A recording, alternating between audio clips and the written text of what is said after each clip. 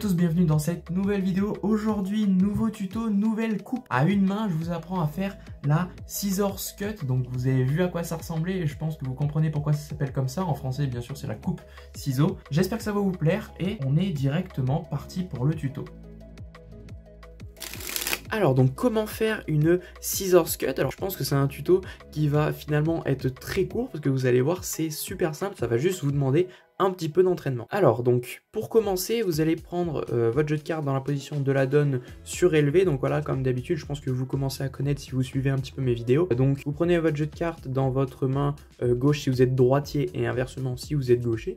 Vous pouvez le faire à l'inverse d'ailleurs, bref faites comme vous voulez. Donc vous avez votre index sur la tranche du haut juste ici, votre majeur annulaire ici et votre auriculaire sur la tranche du bas comme ceci. Et donc votre jeu il ne touche pas la paume de votre main, donc c'est pour ça que c'est la position de la donne surélevée. Voilà, le jeu il tient seulement sur l'extrémité de vos doigts. Donc une fois que vous êtes comme ça, vous voyez que vous pouvez bouger le jeu de cartes. Normalement il est censé ne pas tomber puisque vous l'avez bien entre vos doigts et normalement voilà, il ne tombe pas. Donc ce que vous allez faire dès que vous êtes ici, votre pouce lui il est libre et il va venir rejoindre votre auriculaire juste ici sur la tranche du bas et vous allez essayer de couper une partie du jeu comme ceci. Voilà, environ la moitié par exemple. Donc votre pouce il va venir rejoindre votre petit doigt en bas et couper une partie du jeu comme ceci. Alors au début vous allez peut-être pas trop y arriver à couper les cartes, vous faire un peu n'importe quoi, vous allez voir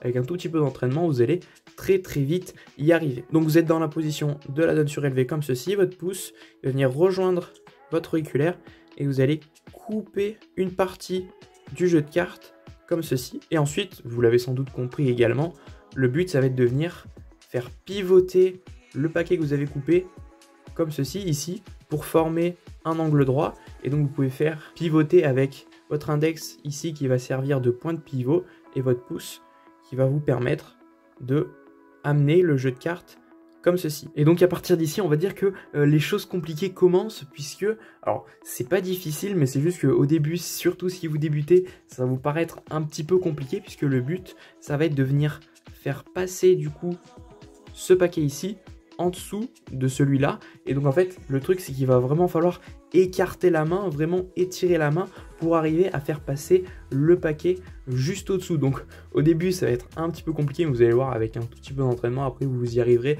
à tous les coups. Et votre pouce ici il vient couper une partie du jeu de cartes, vous venez pivoter jusqu'ici et là vous allez venir étirer encore jusqu'à être dans cette position. Finalement ce paquet entre pouce et index et l'autre paquet entre les autres doigts et le but ça va être d'étirer la main et de venir faire passer ce paquet en dessous de celui-ci sans bien évidemment faire tomber de cartes hein.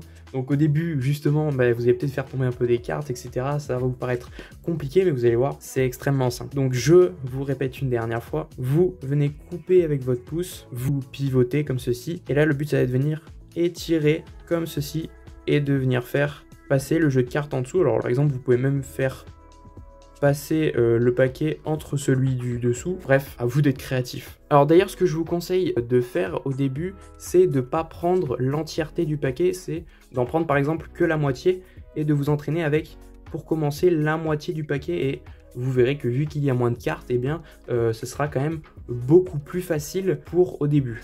Et c'est d'ailleurs ça pour pas mal de figures de cardistry. Si vous n'y arrivez pas trop au début, je vous conseille de prendre par exemple que la moitié du paquet de cartes pour que vous ayez plus de facilité à apprendre la figure. Voilà, donc je vous remonte la figure une toute dernière fois. Donc vous êtes dans la position de la donne surélevée comme ceci. Votre jeu il tient sur l'extrémité des doigts. Votre pouce ici il est libre, il va venir rejoindre votre auriculaire sur la tranche du bas pour couper une partie du jeu de cartes. Ensuite vous allez faire pivoter jusqu'à faire un angle droit juste ici. Donc faites pivoter avec votre pouce et votre index comme point de pivot juste ici. Et après vous allez écarter et faire en sorte que le paquet du dessus passe en dessous de l'autre paquet pour effectuer votre coupe. Donc voilà, entraînez-vous bien au début.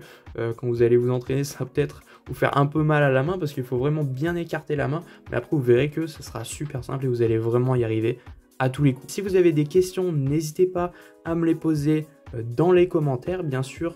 Je répondrai à tout le monde. Et puis sur ce tuto touche déjà à sa fin. J'espère que ça vous aura plu. Moi, je vous dis à très vite dans une prochaine vidéo. D'ici là, bien évidemment, portez-vous bien, c'est le plus important.